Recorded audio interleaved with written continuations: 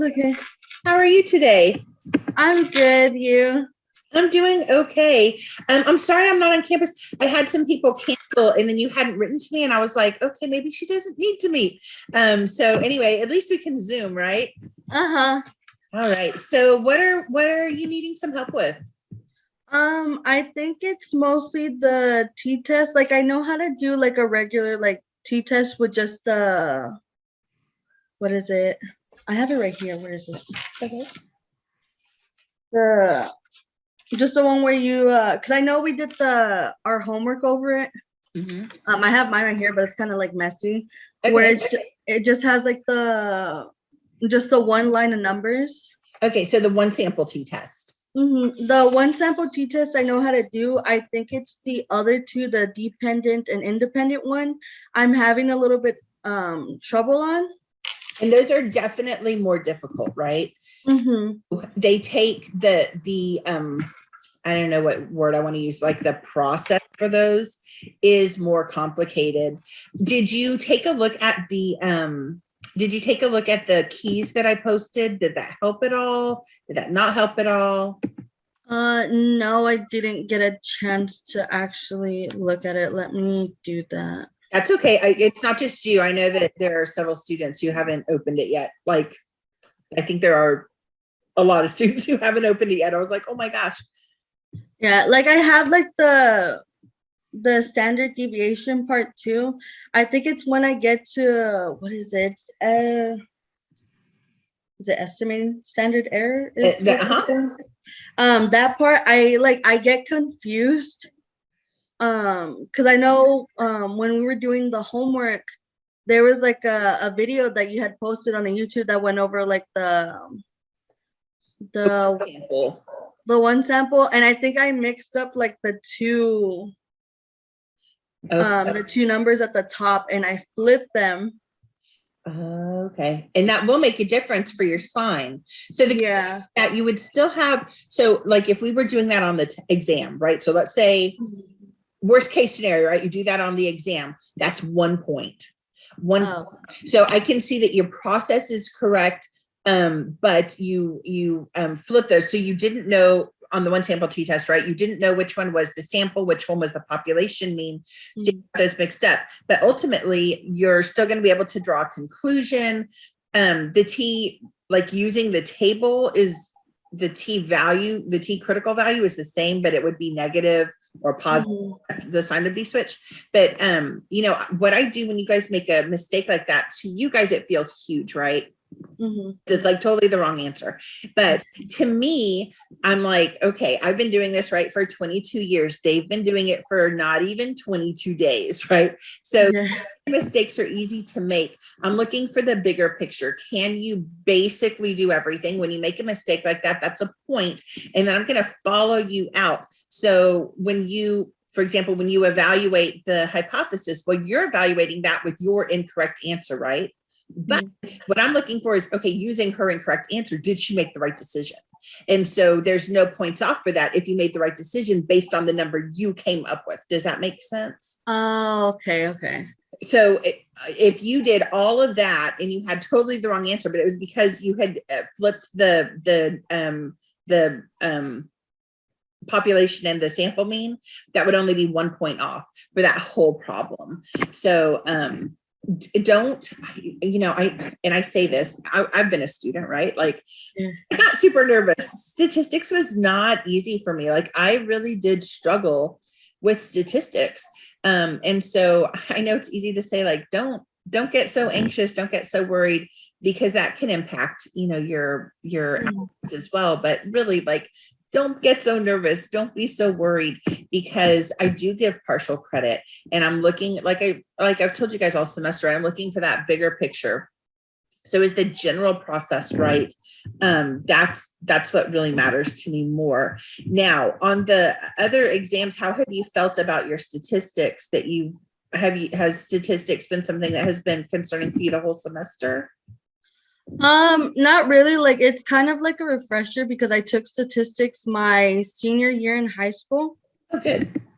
So a little bit's kind of like a refresher, like standard deviation. We didn't do it like hand handwritten. We did it over like the calculator and stuff. Okay. So it was really different, but I got the hang of it because I was able to memorize like the symbols and what they mean. I'm like, okay, this goes here, this goes here. Yeah, you have to, right? I know on my last exam I got a 45. What was low? And that's like the I think the lowest that I had gotten out of the other two. It was. And like I really studied for that one. Like I actually like did my notes, looked through it, and I practiced. And so like it was kind of like concerning for me. I was just like, oh, like I actually studied for that exam, and yet like I got a really low score, and I thought I did really good too. Yeah. Well, and so I'm not gonna lie to you, like that was concerning to me too, because you had been making D's consistently right on the other two exams, and to fail, like I was surprised by that. So, exam 3, I think for most students is the hardest exam for the semester. And I'm not saying this to like sound like I don't want you to not study, right? But like usually this exam is the easiest. Students, typically speaking, do the best on this last exam. I think part of that is it's only one chapter. So if you don't have as much like material to study, so you can study it harder and longer, right? Like you can really just like put yourself into studying that one chapter. And it's not even that much content. It's like, I think it ends up being like, if you put just the text, it's like 12 pages of text that you have to say. So like, typically speaking, students do incredibly well on this last exam. And what gets them is the statistics. So the students who don't do well are the students who are just super confused about like even just drawing a conclusion. They don't know how to use the tables. They don't know how to do things. So if you're feeling pretty confident in your ability to use the T tables and to do those things, you're going to be okay on this final exam, on this fourth exam. Don't be discouraged by that score on the third exam. But here's my concern. Students who don't score well on the third exam, it usually means they're struggling with hypothesis testing. That's almost always the reason. And so, of course, here we're going to be talking about hypothesis testing, right? Like that's step 1, being able to write those hypotheses. And then it's also step 5, drawing that statistical conclusion. And so what I typically see is students who didn't do well on exam 3, they do okay on the content for the fourth exam. They do okay with the calculation for the T-test, but they don't do well with the hypothesis and they don't do well drawing the statistical conclusion. And so if that describes you, if that's what you're struggling with, that's about 7 points of that final calculation. And so I told you guys in class, right, you have one essay question, but it's drawing a conclusion from the from an SPSS printout. Students who struggle with that, if you don't know how to draw that statistical conclusion, you're going to miss all those points. And I think that one's worth like 8 points. So practicing, I know it's not, exactly what you learned in the in chapter 9, but it is applying it. So if you didn't learn it well in chapter 9, your ability to apply it to T-tests suffers. So make sure you really go back, look at, so do you have the keys pulled up? Are you able to see them? Let me see. I have my thing open. Let me okay, it's in the oops, and I don't have your class open up. I wanted to get you to there. So if you go to our homework folder, and hold on, I'm trying to open up our class. I just met with someone in lifespan development. I'm like, why is that homework? Oh, because it's lifespan development. Stephanie, hello. Oh. So I'm getting into our class. But if you go to the homework assignments and then go to the old homework folder, and there's at the very, very bottom of that, there's the T-test hand calculation homework problems. Oh, okay. And then in there's a folder that has the keys. Oh. Okay. Do you see them now? Yeah, it's paired samples. That one, I'm trying to remember what that is, but I think she calls it I think she calls it pairs. I actually I usually call it the repeated measures t-test. But that's the one where everyone sees the same, everyone sees both of the conditions. So it's the one, I think I have a sentence in there. I'm opening it up right now. Yeah, that says, all students will undergo each condition and they will see each condition in a random order. So it's that one. Oh, okay. Okay, cool. So, and when you pull up the key, it actually has the whole thing there. So where I typically see students like who struggled on exam 3, typically speaking, where I see them struggle is in step 1 and step 5. Oh, okay. For you guys is on the second page of that. So this kind of walks you through, right? Like what were the things that you needed to do? And it also shows you ways to organize it. One of the things I don't really care for very much in our book is I don't feel like it really shows you how to organize the hand calculations, t-tests. So I can imagine as a student trying to do this, and I don't know how helpful your group was that day that we calculated all of these in the groups. I know I had 2 groups that did really well. And I thought the other groups were doing okay because you guys weren't asking questions. And what I'm kind of finding out now, kind of after the fact, is that might not have been the case. And I wish I had known that day. I left feeling pretty confident that almost every group had, well, and I say almost every group, I know that every group had gone through at least the one sample t-test and had talked about the other t-tests because I made you guys kind of take a look at them. And so I thought every group had successfully gotten through at least the one sample. And like I said, I'm finding out now as I'm meeting with students that wasn't the case. But you know, hopefully the key will help you see. So if you take a look at that one sample t-test, you'll see that I kind of have like what the steps are. So like first you need to calculate your difference. So here, and remember that it's the different scores in a paired samples t-test. Every person does both conditions. And so their data has to stay together, has to stick together. And so like person 1, I gave you the scores for, you know, in order, and I told you to keep them in order that day because order matters. Person 1's data is first in both conditions. Person 2's data is second in both conditions. So when you do a one sample t-test, the kind of cool thing about it, what makes it a little bit easier than the independent samples t-test, is that you only have to get that difference score. Like you're just going to subtract the one condition from the other condition. And so you get that different score. Do you see that little table I created that has the participant number, and then it has the uncomfortable, the comfortable, the difference in the difference squared? It's on that very first page of the key. Where is it? Oh, yes, it's right here. So that helps you organize that data, right? And now you can kind of see like, okay, what should that have looked like? So you calculate those different scores. Then you're also going to want to square those different scores.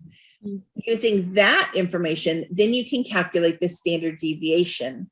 So you can do the standard deviation like we did, you know, in class with the different scores, right? Remember that the standard deviation is the sum of the differences squared, right? And so divided by n-1. And so you could do it that way. I chose to show you guys the more, well, the easier on your time, right? Because that takes a lot of time. If you learn to use this formula, it's a lot easier. And so you have the sum of the x's squared. That's 79 right here. You know what? Let me share my screen with you, because I do things like I'm like circling stuff and I'm like, she can't see that. Oh yeah. So let me do that for you and that might help too. Oh, okay. So let me make this bigger. So, all right. Can you see my screen now? Yes. Okay. So here's our standard deviation, right? So here's the sum of the x's squared. So that's the traditional way to write it, right? So you have to be thinking, and this is what Brittany was talking about that last class we had. So she's like, well, I got a little confused because it's like X's and D's, but it's the same thing. So where you see like the sum of the X's squared, well, that's going to be the sum of the differences squared here. Okay, so 79 right here minus, and then here's your sum of the X's quantity squared. So sum of the X's, that means you're going to have to sum up those differences. I'm sorry, not it's the differences. So you're going to have to sum up those differences. Here's that number right here. So then you're going to square that, and that goes right here. So that's the negative 15 squared divided by 7, because our n equals 7. And so you can see that here. And so here's that formula with everything plugged in. 79 minus 225 divided by 7. So that's going to equal 79 minus the 32.14. And that's going to give us that sum of squares that we can use. I'm sorry, that's going to give us the sum of squares. Then we can take that sum of squares, put that into our standard deviation formula. And that's how we get the standard deviation 2.79 for this problem. That looks a lot easier. Yeah, it is. And it's, when you know how to organize it, right, that helps a lot too. So I can't tell you if you're going to have, I can't tell you if you're going to have a one sample t-test, a repeated measures t-test, or a independent groups t-test on the test. You'll have one of those that you'll have to completely calculate though. Whichever one I give you to calculate, okay, I'm going to give you guys a table to help you organize your stuff. So put it into the table. I know it's hard because and I tried to do it here for you because this is kind of what the test looks like, right? But I will give you a table to organize your information so you can stay on track with it. So once we have that standard deviation, we can now calculate that estimated standard error. And so here's that formula. We just plug all that good stuff into our formula. And then once you have that, the cool thing about the paired samples t-test is once you have that estimated standard error, it's super easy to calculate your t-value. So you get the mean, right? So that's the D with the bar is just like the X bar, but instead of just adding up the mean of the scores, it's the mean of the differences. If you remember that bar above a number means it's the mean, right? And so if you think all the way back to chapter, I think it was 1, actually, we talk about how, well, if you had the mean of the X's, we say X bar. But if you had 2 groups, you would have the Y bar, right? And that would be of the Y's. Well, here we have the mean of the differences. And so here's the D bar. That's the mean of the differences. So we can calculate that, right? We add up all those different scores. It gave us the 15, and then we can come up with the mean of that. And so the mean is negative 2.14. And that sign does matter. So make sure you're keeping track of your signs, right? If negative. So now we can use the mean that we calculated here for the differences. We can use that estimated standard error, and now we can plug that into our t equation. And so here's the D bar, or the mean of the differences, minus the mu of D. Remember that this is the anticipated mu.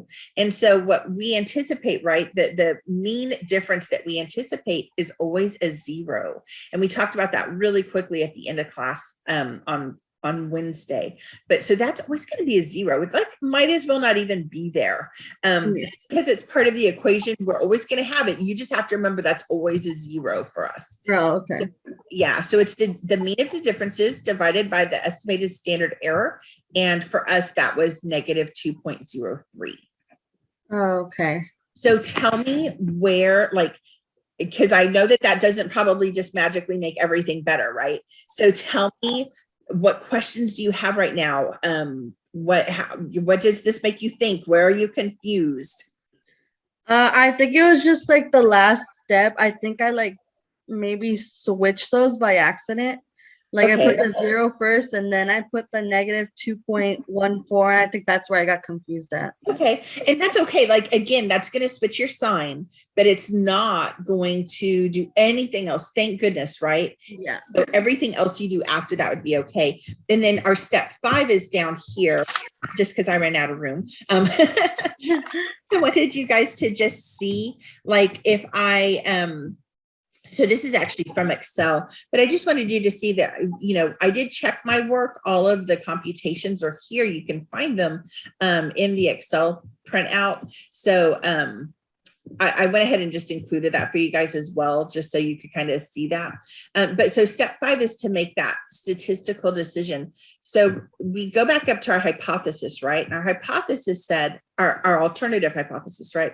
Said that in the population, the mean difference should be less than 0. So we had a one-tailed test.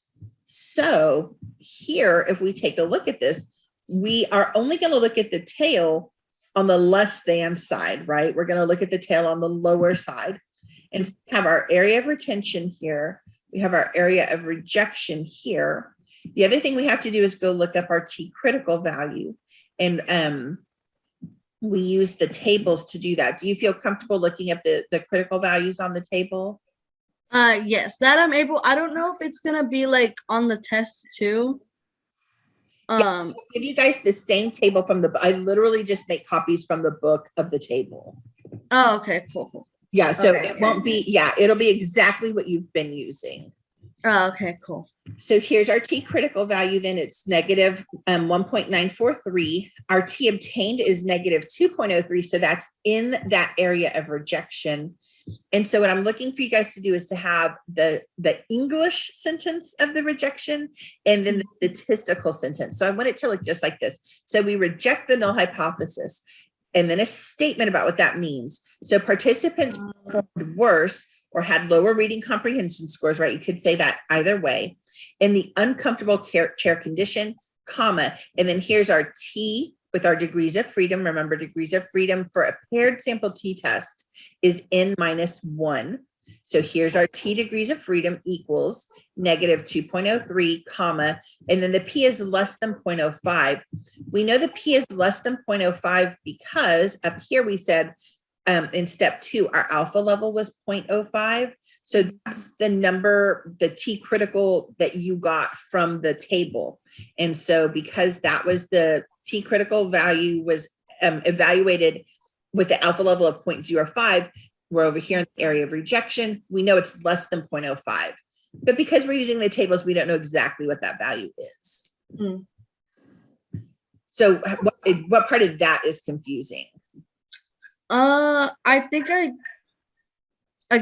might have like switched it a little bit too. Okay. What did I put? Let me see. Yeah, because I know I didn't put like the T6 equals like that part. I know we went almost over. No one did.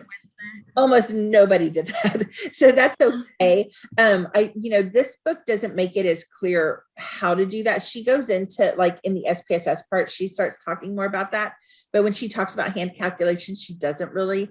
And so I think what probably happened is that everyone kind of skipped through the computer part because like you're not doing that on your own. Yeah. Yeah. And so that's okay. I don't think very many people did that at all, but that's another reason why I send my keys to you guys so you can look and see what that should look like and how to do that. Oh, okay. Okay. So if it's on like the negative, say if our T obtained is negative and then our T crit is negative, we failed to reject the hypothesis. So, that's a good question. So it depends, right, on your hypothesis. So for us, we had the one-tailed hypothesis that the scores would be lower in uncomfortable chair condition group. So we evaluated, because that was our hypothesis, we had the uncomfortable chairs first in our analysis. So we uncomfortable minus the comfortable, hoping that that would be negative, right? So it should be less than. And that's what we found, right? When we did all of this, we found negative values. So the uncomfortable chair folks did do worse than people in the comfortable chair. So now we can take that value, that negative 2.03, and we're going to do a couple of things with it. But I always think for those of you who are kind of more visual learners, it really helps to think about it as if it kind of were on a number line, right? So think about what our, oh my gosh, the word is literally not coming to me.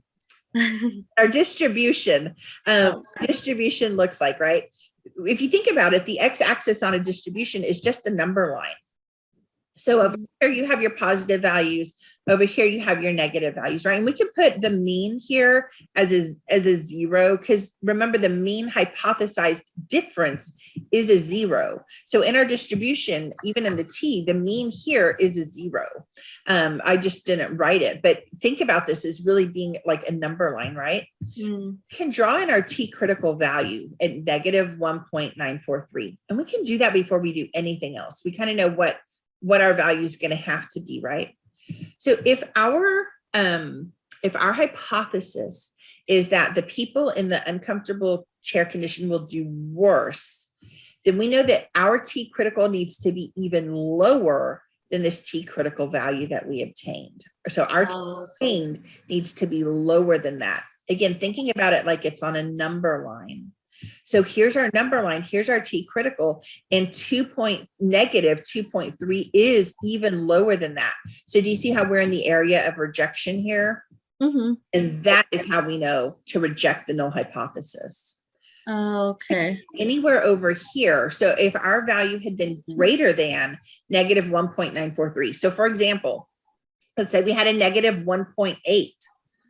Well, they still did worse, right? Because it's a negative value. So we know that people in the uncomfortable chair condition did worse, but a negative 1.8 would land like right here. And that is the area of retaining the null hypothesis. So we would fail to reject the null hypothesis, or the other way to say that, right, is we retain the null hypothesis. Say participants in the uncomfortable chair condition did not perform significantly worse than participants in the comfortable chair condition. And so you could, you can land in this area of retention where you have to fail to reject that null hypothesis and come up with a statement that they basically did the same, right? Statistically, there was no difference between the groups. Okay. Does that make sense? I think I just need to work on like the hypothesis part. Like I have like the statistical part down and everything. I think it's just the hypothesis that's making me like confused. Okay. Because I know with the YouTube video that you had posted about the one sample t-test, like that really helped me. Okay, good. And so I was like, oh, like I have to like follow the steps. Like that makes it like so much easier. But I think it's just the hypothesis part that I need to work on before Monday. Yeah. So here to help a little bit, the hypothesis and the drawing conclusions part on the whole test is worth 12 points. So it's worth a good amount of points, but it's not going to fail you if you don't do it right. But of course we want you to. And so let's work on a couple. Do you want to work on a couple of those together? Okay. So I'm going to stop my share and let me, just to keep myself a little bit organized here, I'm going to open up a Word doc and I'm going to go ahead and share this with you now. Okay. Oh, hold on, sorry. I opened the chat earlier when you couldn't hear me to try to write you something and it's getting in my way. There we go. Okay, let's this Word doc opened. Okay, so can you see that Word doc now? Yes. Okay, so let's make this bigger so I can see it. All right. So, Angie, let's say that we have a, so we're not going to do calculations. We're just going to work on hypothesis testing, okay? And put pen and paper there so you can show me what you work on as you work on it.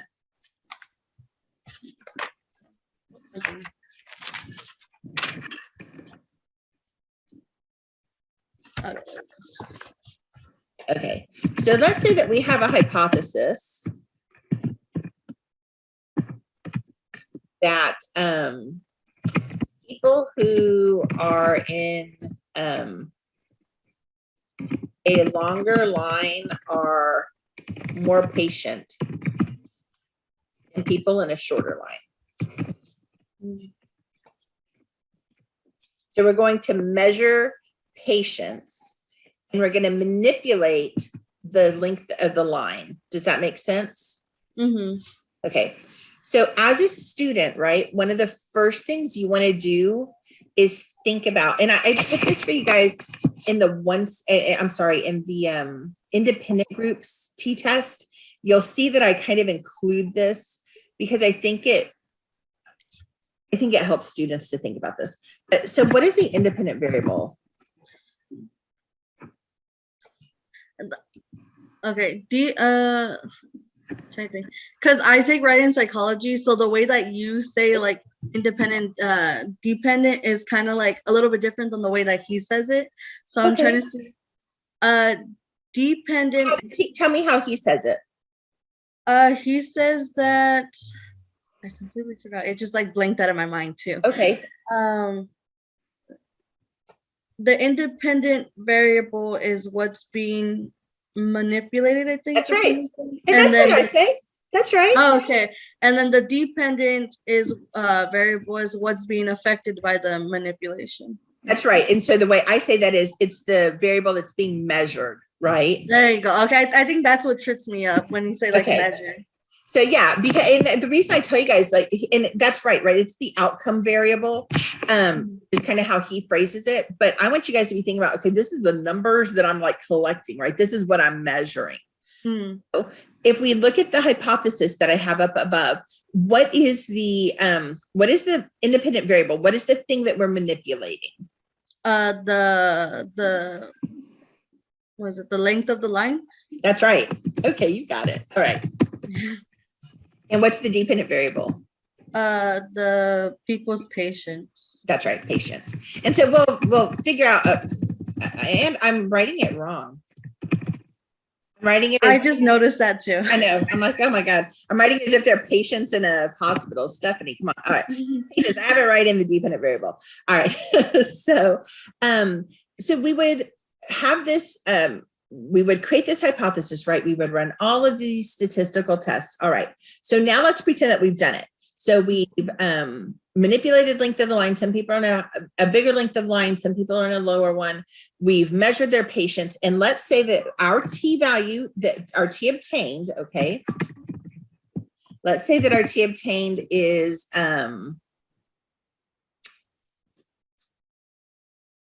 let's see, we said that they would be more patient.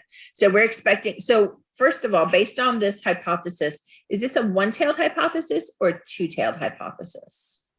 It would be a two-tailed. Why do you think that? Because you're measuring people both in the longer line and in the shorter line. Okay, so that's true. But let me ask you this. Wouldn't I have to measure both lines anyway, regardless of the kind of hypothesis I have, whether it was one-tailed or two-tailed? I have to get the data from both conditions, right? Oh, okay. Or else I can't run a t-test, right? Yeah. Oh, okay. Okay, so that can't be the reason why. So let's think about the hypothesis, what it's saying. So it says people who are in the longer line are more patient than people in the shorter line. So that word more is a clue word here for you, that we're looking at a one-tailed hypothesis, because we're saying that they're going to have different amounts of patience, where I'm not saying it would be less. Does that make sense? Mm-hmm. But a pretty concerted, they are going to have more patience than people in the shorter line. So I don't care if they have less patience, right? I only am trying to see, do they actually have more? That's what I think should happen. And so I'm not doing a two-tailed hypothesis where I just think that the line will affect the patients, but I don't know how. I'm saying really specifically that the people in the longer line should have more patience. Does that make sense to you? Can you see that that's a one-tailed test when I say it like that, or no? A little bit. It's still fuzzy. It's still fuzzy. Yeah. That's okay. But so it's okay. I don't mind if it's fuzzy, right? Because you're going to work on the fuzz this weekend. Yeah. That makes sense that like the word more would be a clue for you, that it would be on one side or the other side. Yeah. Does it? Okay. So work on the fuzzies this weekend, right? But, as long as that is, I call that the seed planting, right? And then you're going to walk a bunch this weekend. Okay. So we have a one-tailed hypothesis here. What we're saying is that people in the longer line should be more patient. So I'm going to draw in here, and forgive me because, my brother is a comic book artist, but I certainly am not. Oh, no, it's okay. I don't have the drawing skills. All my brothers do. Okay. I'm like, I didn't get any of it. He got all of it, which is great, but stinks for me, right? So here's my horrible, sad, horrible, sad thing. But we have a one-tailed hypothesis, and we're saying that people in the longer line should be more patient. So we're going to look up the t-values and all that in a second, but we know we're going to be on this side, right? We're going to be on the positive side of this now. So we said before, right, for like the comfy couch, we said we expected people to do worse if they were in the uncomfy condition, right? Worse or less than. So we were on, but now we're at more or better than, right? If you want to think about it like that, so on this side of the distribution. Does that make a little bit of sense? Yeah, that's a lot better. Okay, so I'm going to put our little D bar again. Forgive me because I'm literally doing this not even with the regular mouse, but like with that little stupid the little pad. All right. So remember, D bar is the mean difference, right? So we know that our D bar is expected to be 0 in the T distribution, right? That's always our null hypothesis. So what we're looking to see is this number significantly different, right, from the other value? So let's say that our T obtained is 1.47. Oh, oops, I don't know why the 1 didn't go. The T obtained is positive 1.47. Okay. And what's the other information that you need from me so that you can look this up on the table? It's the, what is it? DF minus, was it N? I think. So DF. So you're thinking of tell me what DF stands for. You're right. It is. But it's what is it? It's, if I tell you it's degrees. Degree of freedom. That's right. You got it. Okay, cool. Okay. So it's your degree of freedom. You're absolutely right, Angie. So we've got the degree of freedom. So I'm not going to give you the degree of freedom, Mo. Okay. I'm going to give you the N, because in the problem, you're going to get N, and then you have to know how to calculate the degree of freedom. Okay. So that should be it automatically is uppercasing everything, right? So degree of freedom, I'm sorry, the N for this, let's say the N is 50 participants. Okay. Now we have one more question we have to answer or think about in order to make a statistical conclusion. We've talked about what the independent variable is, the dependent variable is. We know we're putting some values in here in just a second, but I haven't told you, or we haven't discussed if this is a repeated measures design or if it's a between groups design. So I want you to think about this as being a between groups design, okay? Okay. So if this is a between groups design, what do you know about this? I'm so sorry. I'm waiting for a caterer to call us back for something we're doing on campus later. No, it's okay. Yeah, I'm sorry. All right. So if this is a between groups design and my N is 50, what do you know about this? I know it's like between, what questions do you have about it? Between groups design. I know it's like, I don't really Feel free to know be at the wrong. top of my head. That's okay. In being wrong, we learn, right? So tell me what you think. I can tell you have something you want to say, but you don't want it to be wrong. Yeah. That's okay. I can fix the wrong. Yeah, I know. I think it might be like between like a large group of people, like a big sample size in a way. Okay, so n equals 50 is a pretty good sample size, right? Like we would be pretty good with that. We had 15, right, in our Yeah. right, which stunk. So let's think about our experiment in class.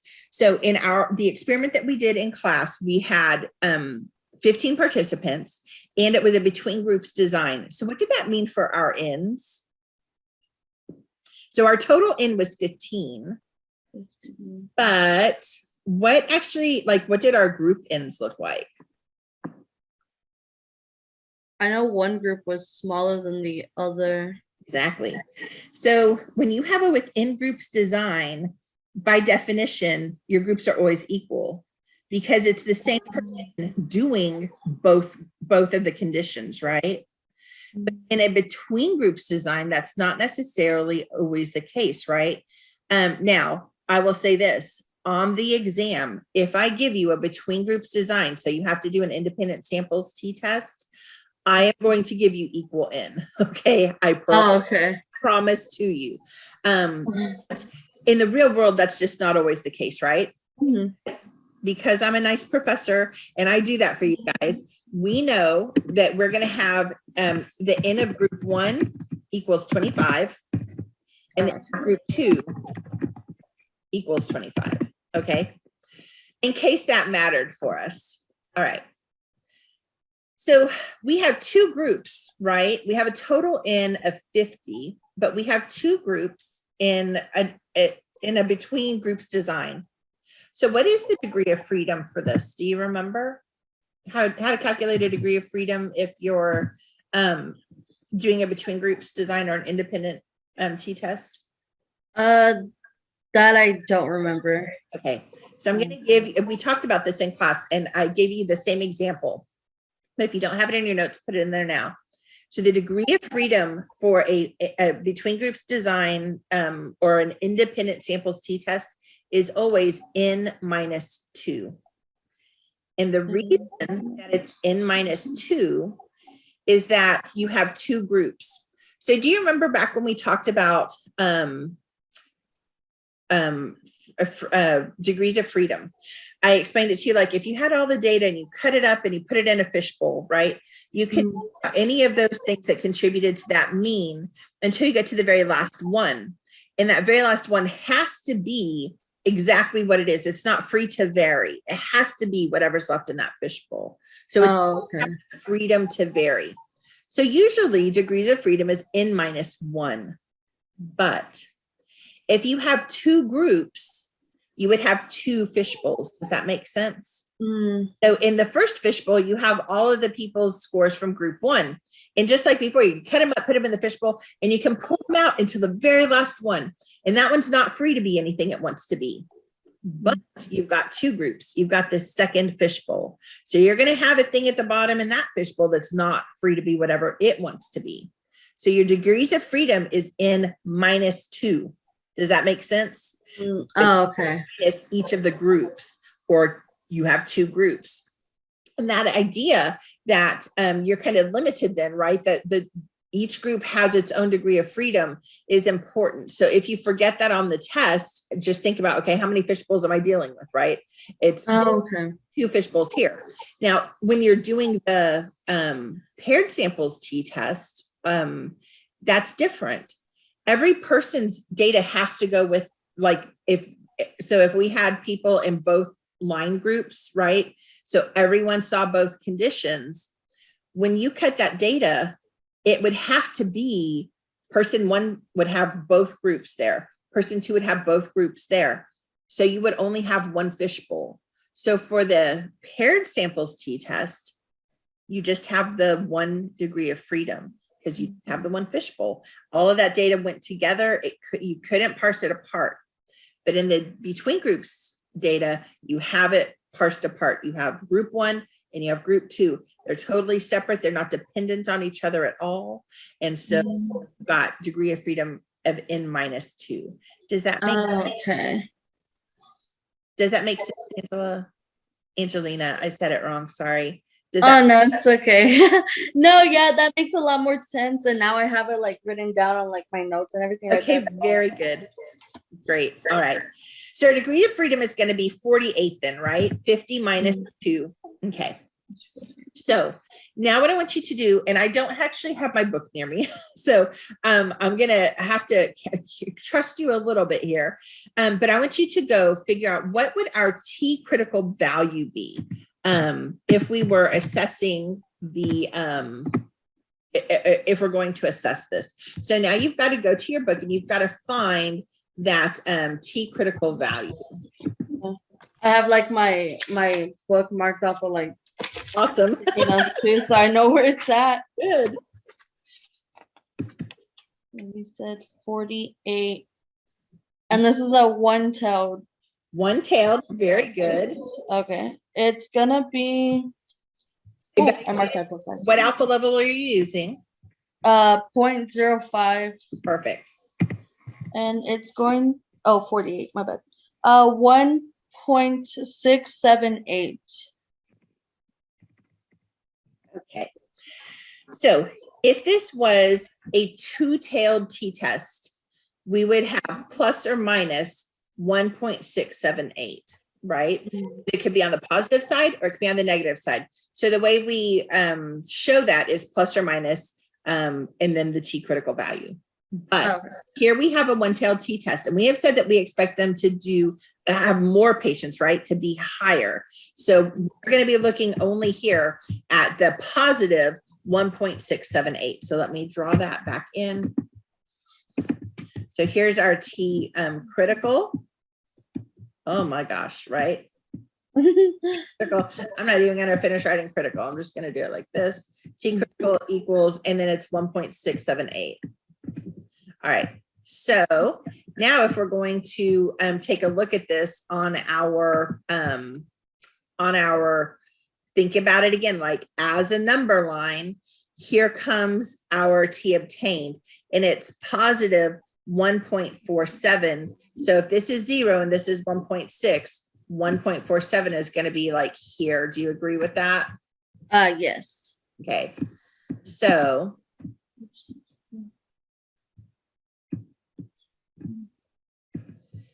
here's our area of rejection, right? Reject the null. You know what? Oh my gosh. I thought I knew a way to help, and it's just making it worse. Okay. Oh, that's okay. But here, then, that's our T critical. Here's our retain, right? Or fail to reject, whatever helps you think about that. But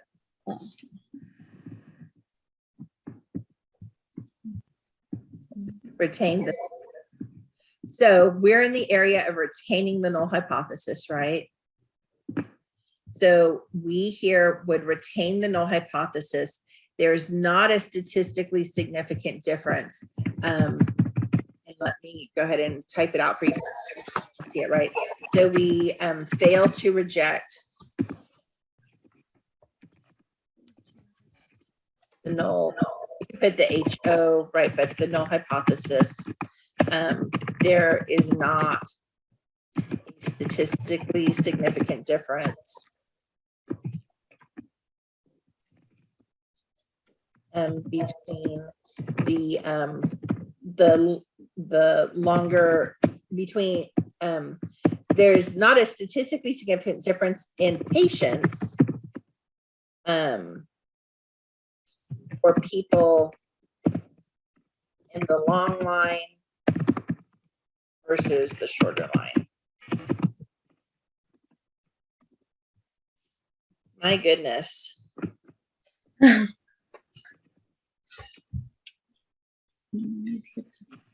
Now we need to write that T. So it's going to be T with the degree of freedom 48. You're going to put your T here, 1.47, and then P value here. We are failing to reject null. So our alpha level was greater than 0.05. So it's really important, right? The sign here is greater than 0.05. This is the way. So you're saying I evaluated it with a P of less than 0.05, but we weren't in the less than 0.05 area. We were in the greater than 0.05. We were in this 95% over here. Does that make sense? Mm-hmm. It was greater than 0.05. Right. Does that help? Yes, that helps a lot. That's a lot better. I don't know if you would be able to like send me this document through. So actually, I'm going to ask you a question. And if your answer to this is no, girl, I understand, but I'm going to ask you anyway. I kind of feel like this might actually help the whole class.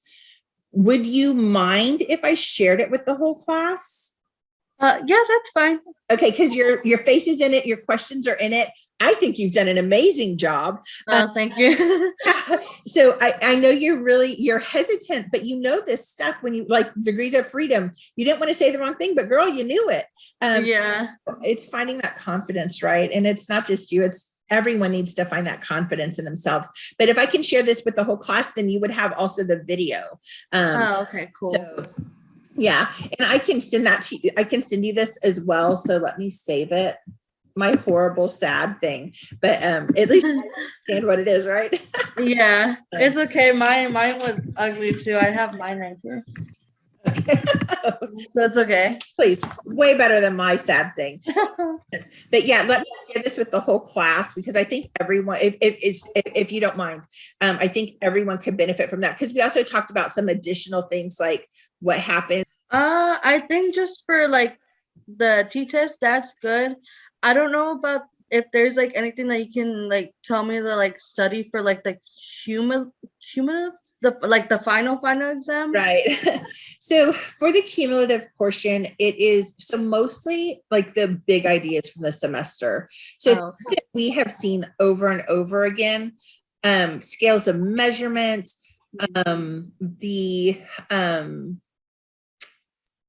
like going all the way back to like chapters 1 and 2, especially chapter 2, where we talked about like, how do you find literature? What is important? So some of the stuff that you guys had to study to write this, the final paper in the class, right? Independent write-up. So like, what does BIM say has to be in the method and the results and discussion. So, you know, how to find empirical articles, what should be included in empirical articles.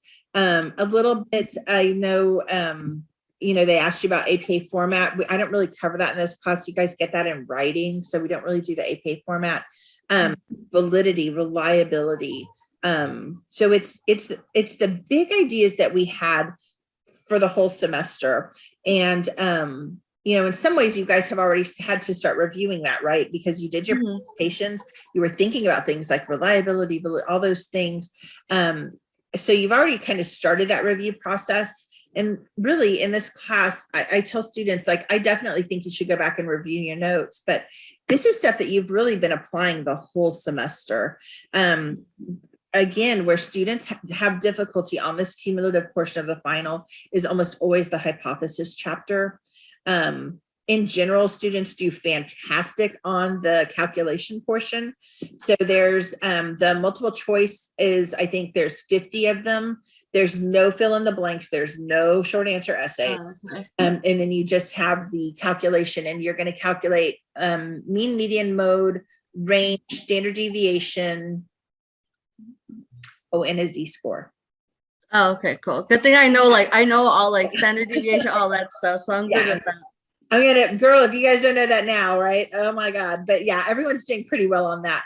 So those are the things you'll do on the cumulative portion of the final. So I want to say it's 50 multiple choice questions and then the short calculation. And that calculation, so you're gonna do the mean, median, mode, standard deviation, and then you use that same data that you just did for the z-test. So I tell you, just use that standard deviation, just use that mean, and then find the z for this score. And so, okay, cool.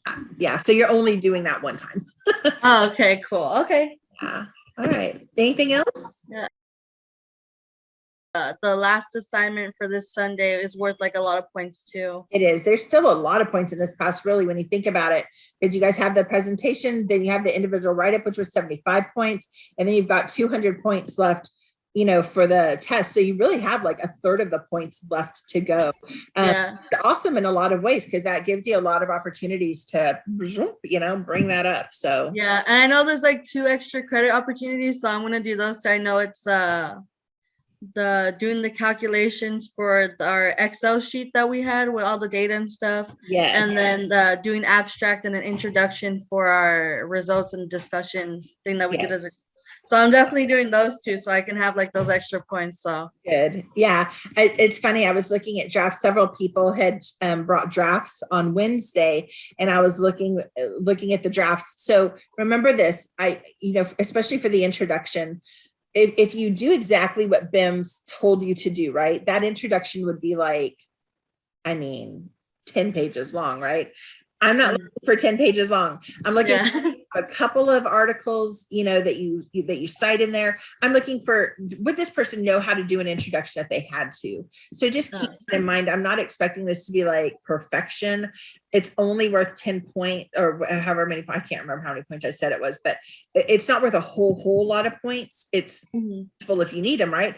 But I don't want you guys to spend so much time on that the other stuff suffers. Had that happen before, because this is, I'll tell you honestly, I do this assignment every single semester, because you have to do the method, results, and discussion. That's what the department says you have to do.